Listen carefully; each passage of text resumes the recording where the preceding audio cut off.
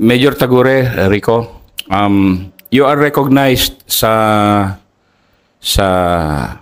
Special Forces community and sa Army as being the leader nung isa sa mga rarest achievements sa mundo natin sa military, which is maka-combat rescue ng hostages. Combat meaning mabawi mo yung hostages through combat. And in fact nga, nasa likod mo na tarpaulin, nandun ka, is naka-display dito sa museum nyo because of the recognition given to you for that achievement. So, pwede mo bang i-detalye yung paano nyo ginawa? Pero starting with pagka-receive nyo ng message na involved kayo doon sa pag-rescue na yan. And sino ba yung mga na-kidnap, yung gano'n? Yes, sir. Actually, ito, sir, yung pag-rescue namin na ito, sir. Unang-una mo sa lahat, sir, is way back to October 4, 2019. Meron na kaming na-receive na message na mayroong na-kidnap sa Tukuran. Which is part ng dito sa Zamboanga. So, allegedly, isang foreigner at saka yung asawa niyang Pilipina. So, yun, time na yun is allegedly na sinasabi nila na dinala daw sa Basilan and then dinala sa Sulu. Pero nag-develop yung informations. So, a lot of informations na nare-receive namin. Only to find out na yung aming battalion din, which is yung 2nd SF Battalion, is nagkaroon din ng informations para kumbaga, makapagbigay ng karagdagan na detalye doon sa mga informations na nare-receive. So, parang nagkakatugma na nandun sa Sulu talaga yung kidnap victim na dalawa. Which is yung foreigner, si Hyron at saka si Wilma Hirons. So, ayun. And then, that time, dalawa kasi yung kino-confront dati diyan sa Sulu, which is yung ISIS-inspired at saka yung KFRG, which is yung Kidnap for Ransom group. So, dalawa yon. Pero, sa kuwan naman natin is halos parehas, kuwan pa rin sila. Nagtutulungan pa rin sila. Oh. Yes. So, ayun, nagkaroon kami ng informations, yung aming battalion commander that time. So, nakatutok din siya sa mga paano i-extract yung mga information. So, niluluto. So, may time nga sir na there's an information na nakuha yung parang exact location nung Kiwi. Siyempre, hindi ko nababanggitin kung ano yung technology na ginamit. So, yun. Ibinigay. That time, nakasakay na ako sa barko just para makapag-refresh, makapagpahinga ng konti. So, yung battalion commander ko that time, si Lieutenant Colonel Busiños, ngayon colonel na siya. So, tinawagan niya ako. Sabi niya sa akin na, Rico, baka pwedeng bumaba ka muna at mayroon tayong magandang development dito sa project na sa atin binigay. So, wala na akong ibang isagot. Hindi man ako pwedeng magsabi na no. So, yes sir, bababa ako sir. So, sa oras na yon, bumaba ako, sakay kami. So, October pa lang yun sir. Bali, October pa lang yun. And then, tinuloy namin sir yung paghahanap kung saan yung pinaka-pinpointed na location ng Kiwi that time. Using technology na hindi natin i-mention. Sa amin, Humid. May humid na kayo. More in humid. Mas maganda na yon. Yes, sir. Kasi sabi nga natin, ito, hindi man namin magiging success, hindi ko naman magiging success ito. Kundi success ng buong, talaga ito, buong EFP unit, particularly yung Army, EFP unit, in particular yung mga naglalaro doon sa, yung may area ng Sulu. Kasi talagang makita mo talaga ito, talagang tulungan. Doon mo makikita yung pagkakaisa ng bawat unit doon sa Sulu. So, ayun. Tulungan yung informations, bigay dito, bigay doon. Tapos, yung G2 namin that time, which is, siya yung nag-iipon ng lahat ng informations. So, sila talaga yung, talagang sinisiro talaga. Submit sa kanila yung informations, mga ganito. Then, one time na, ito na yung time. Way back November na. Tinawagan si Batcom namin, and then si Colonel Busiños. So, tinawagan siya, sabi na mag-report sa division, which is... By that time, nakaisang buwan ng yung hostage na hawak ng idnap? Yes, sir. Halos isang buwan na, sir. Halos isang buwan na. Kasi November na yun, sir, eh. Isang buwan na, sir, mahigit. Ngayon, sir, tinawagan siya na mag-report siya sa division. That time, ang division commander, sir, si Geraldine Luan. Sir Corley. Yes, sir. Tapos, sinamahan siya ni Brigade Commander, which is Colonel pa siya that time, sir, si General Patrimonio. Sir Bongpat. Yes, sir, si Sir Bongpat. So, yun, pumunta sila sa division, and then, pagbalik niya, sir, ang utos niya kagad sa akin, Rico, you prepare yung ating tropa. Alam ko na kukunti na lang tayo ngayon. Sabi niya sa akin na i-prepare mo kung sino yung mga pwede nating isama na mga guerrilla forces natin. So sabi ko sa kanya, so I asked permission na, sir, pwede ko bang isama yung mga na-train na natin na mga dating nasa kabila, pero naniwala naman sila sa atin na gusto nilang tumulong para sa ikakaunlad ng Sulu para sa pagbabago. Pwede bang paki-explain kasi one of the skills and talents and capabilities kasi ng SF is using yung ganun na mga klaseng tao, di ba? Which not too many units use. Paki-explain nga yung motivations ng ganung mga tao na sinasabi mo na itatap nyo na tulungan kayo. Okay. Ito kasi, sir, hindi ko alam kung talagang inborn na siguro. Talagang kuha naman natang special forces ito. So, ang pinaka ginagawa kasi ng special forces is pag pumunta siya sa area, hindi siya lang yung lumalaban. It should be lahat. Hindi lang dapat yung special forces yung haharap doon sa problema. Dapat yung special forces, i-lead niya yung mga tao dyan para harapin yung problema doon sa area. So, kumbaga,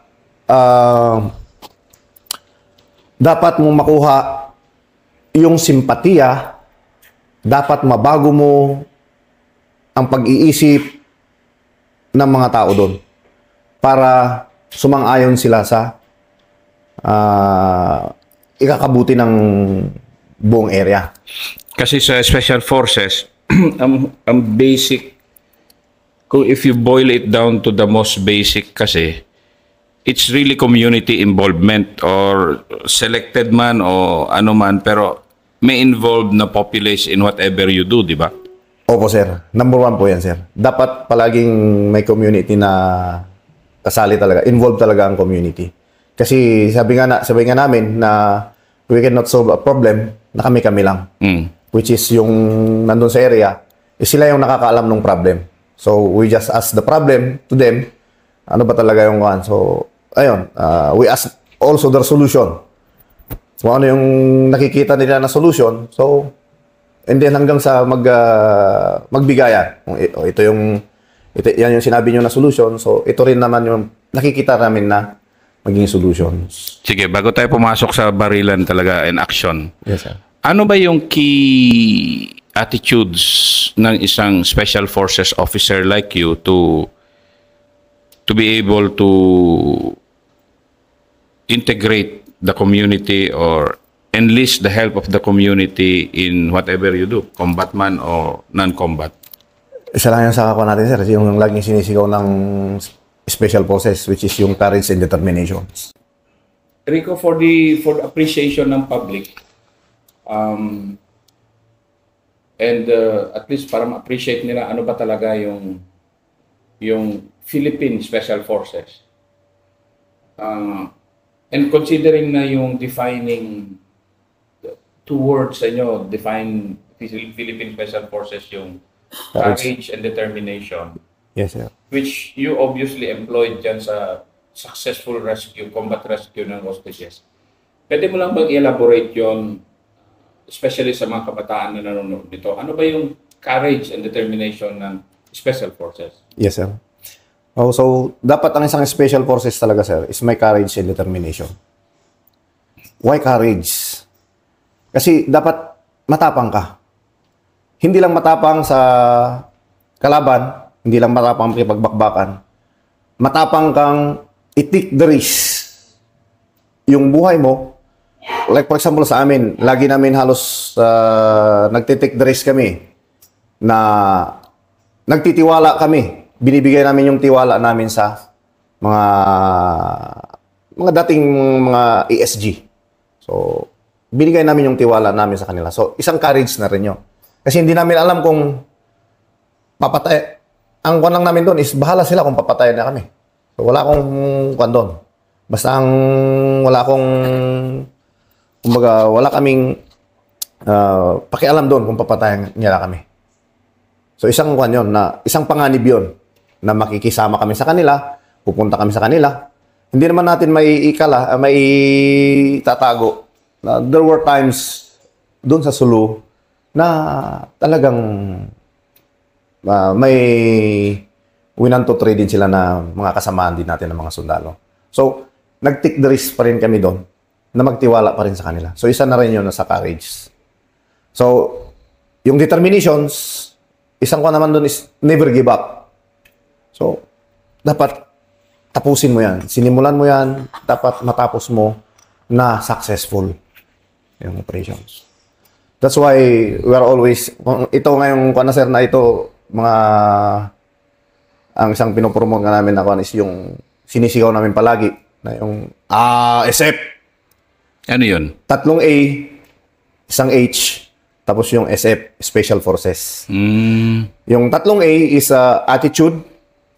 So, dapat yung attitude mo as an officer and as an Special Forces, dapat naaayon, hindi ka abusado, hindi ka masyadong abusado doon sa mga community. Appearance. Para maniwala sila sa'yo, dapat yung appearance mo is magtugma doon sa community din. Yung kapanipaniwala, yung sa tayo mo pa lang is maniniwala na sila sa'yo. So, appearance. And then, yung isa doon is yung accomplishment.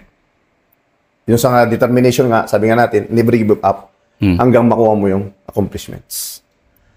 So, yung H doon is humility. Sa lahat ng accomplishments mo, always be humble. Kasi, sabi nga natin, is we never accomplish one thing kung wala namang tulong yung ibang forces. Ano yung relationship? Kasi ngayon, di ba, buti finally yung Special Forces nag-share na ng ganitong war stories, di ba? Kasi pinapride nyo sarili nyo na silent professionals, di ba? Yes, sir. Gaano ka-related yung silent professionals dyan sa humility na sinasabi mo, Rico, na ano ba yon?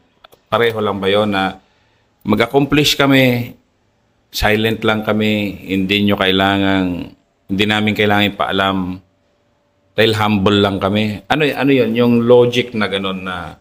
Hindi naman sa ganun yung natin, sir. Pagiging humility is although pwede mo namang sabihin yung na-accomplish mo, and then, huwag mo lang siyang ipagmayabang.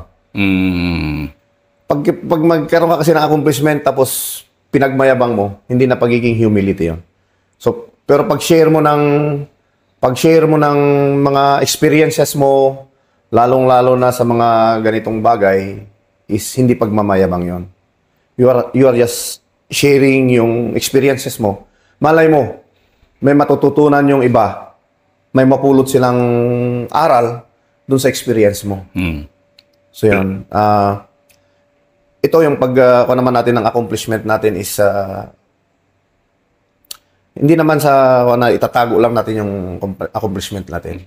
So, unang-una kasi, pwede naman natin sabihin, pero pinakamaganda kasi sa lahat din, isa sa nakukuha namin is, sa totoo lang, mahirap din kasi sa akin magsimula lahat ng kwento. Sabi ko nga kung may pagkakataon sana, mas maganda sana na manggaling itong kwento na ito doon mismo sa area. Kung saan kami operate. At saka kung sino yung na-rescue nyo, di ba? Sino yung nag-benefit doon sa ginawa nyo, di ba? Yun yung supposed to be doon manggaling. Yes, pero yun nga, I really appreciate na sinashare nyo to kasi it's almost impossible na i-trace sila. Ang inaanong natin kasi nito is we are sharing these experiences for the first time para ma-inspire lalo na yung mga sambayanan natin ngayon na naghahanap ng examples kung ano ba yung pagkabayani na hindi mo naman plinano maging bayani, just like me rin, wala rin naman na ito, ganito lang kasimple yung ginawa namin and we rescued 2 lives. So, balik tayo doon sa how did you do yung how did you do yung... So yun sir, balik tayo doon sa doon sa operations na nangyari sir. So that time sir, so nakabuo kami ng maraming tropa, nagkaroon namin ng isang batalyon, tapos may na-augment pa sa amin na isang LRC which is led by Captain Talusig that time. Pero ngayon major na rin siya sir. So siya yung company commander that time ng LRC. So ang pinaka-main effort doon sa rescue operations na yon is yung 2nd SF Battalion. Yung nga, yung sinabi ko kanina na led by Lieutenant Colonel that time, sir. Si Lieutenant Colonel Busiños or Colonel Busiños. So, siya yung battalion commander me that time.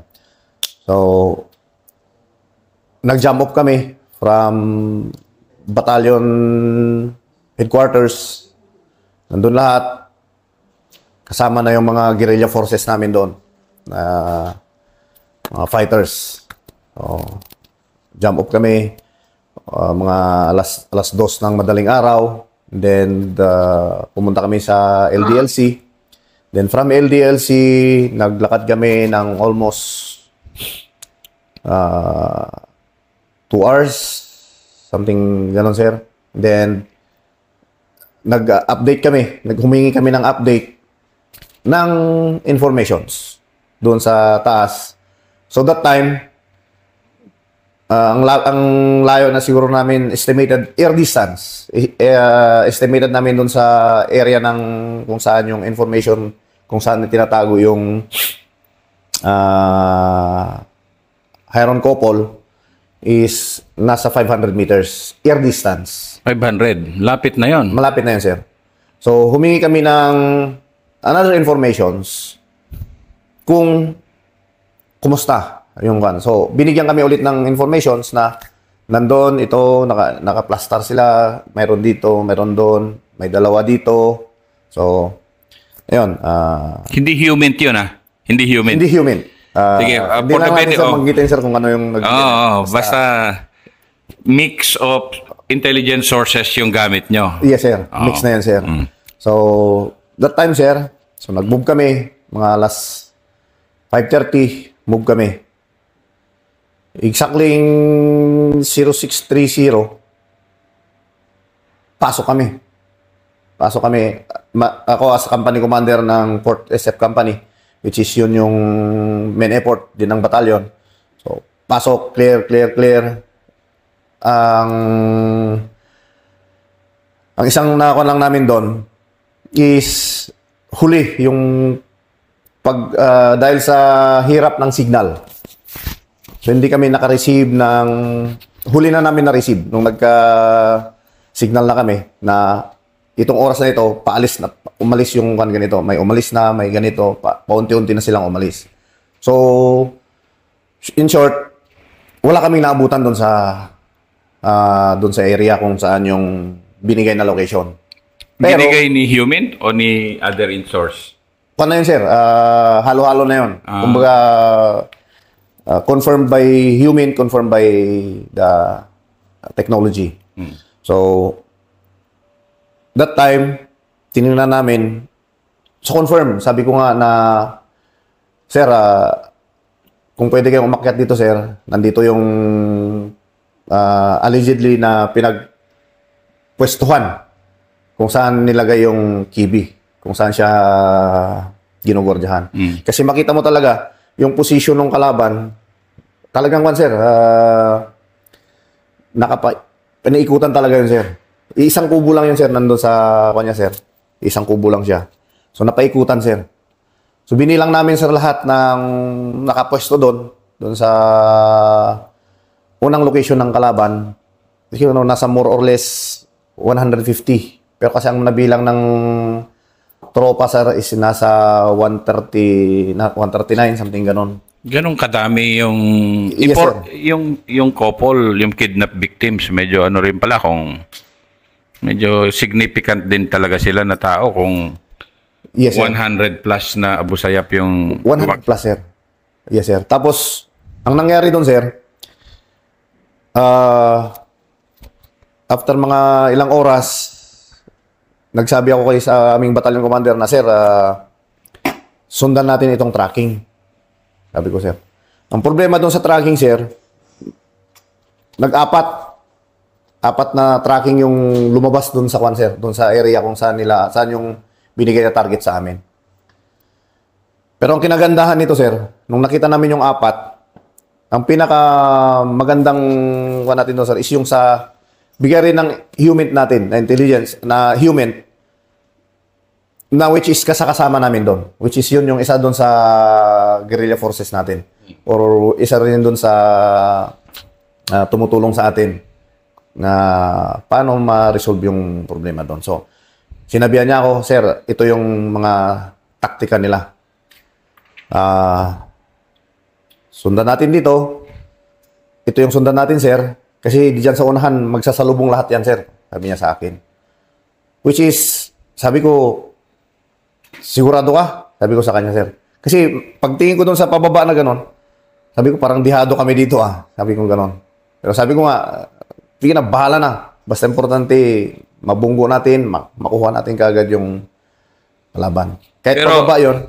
Pero sa'yo nun, alam mong, mobile yung kalaban, di ba? Naglalakad yung kalaban. Yes, sir. And alam mo na pag ano talaga, isang mali nyo lang talaga doon, maaring mamatay yung hostage, di ba? Parang yun yung isang major concern mo ba noon nung diretsohin mo na ano kasi iba talaga yun ibang level na yun na pag-iingat, di ba? Yes, sir. Ibang kwan talaga, sir, kasi dalawa yung iniisip mo doon, sir. Dapat makuha mo yung hostage na buhay.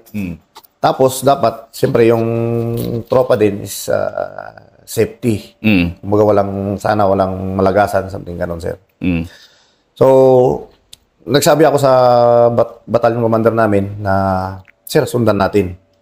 And then, ang binigay lang kasi na box sa amin noon, sir, is actually, isang box lang, sir. Isang box. Ano sabihin isang box? Isang grade square, sir. Isang grade square? Yes, sir. Yun lang. Kung saan doon yung, except yung dinaanan namin, sir. Tapos yung may mga blocking na dito, lahat na yung mga may blocking na rin dito. So, pinuntahan namin yung, sir. And then, that's the time, sabi ni Juan, hingi muna tayo ng locations ng mga friendly forces natin.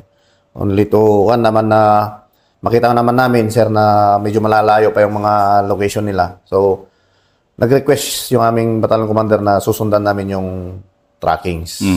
So, So, na-approvean naman, sir, yung ni-request niya na yun. So, sinundan namin. Then, baba kami, pag-iingat. Then, doon na namin nakita talaga, sir, yung sinabi nung mga bata namin, sir, na magsasalubong sila dyan sa unahan. Doon namin na-prove talaga, sir, na totoo yung sinasabi nila. Doon talaga namin nakita yung isang daanan na nila. Kumbaga may mga pumasok na, sir. Then, sinusundan namin, sir. Then, mga alas 3 ng hapon. So, hindi ko na may kwento, sir, yung paano kami kumain doon. Pero sabi ko nga, medyo limitado pa yung pagkain doon, sir. No? Ay, yung kain noon, sir. Talagang dahil sa pursuit na ginagawa namin. Kasi kailangan mong tumbok-tumbokin din Yes, sila. sir. Sayang, sir, eh. Sayang. Fresh yung Trucks sir. nila. Fresh yung trucks nila, sir. So, sinundan namin, sir. Then, that time, sir, na sabi ko, ang layo na lang ng isang blocking dito, sir, is isang click na lang.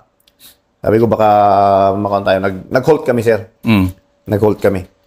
Tamang-tama pala, sir, na siguro yung mga KFRG noon, sir, KFRG group, siguro nung nakita nila na may blocking dito, bumalik sila, sir.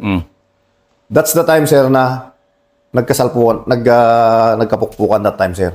Pero yung grupo na yun, hindi nila dala yung hostage. Dala-dala nila, sir. Oh, good. Dala-dala nila noon, sir. Pero, yung nga, dahil sa pukpukan,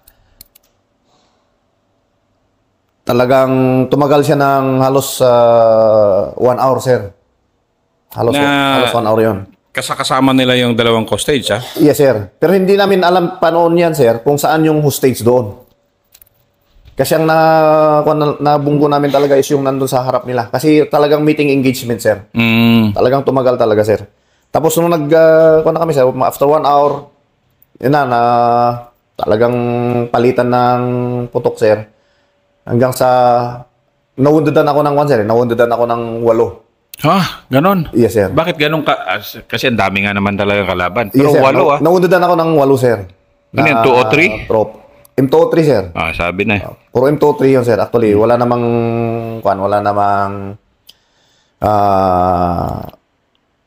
gunshot wound. Puro splinter.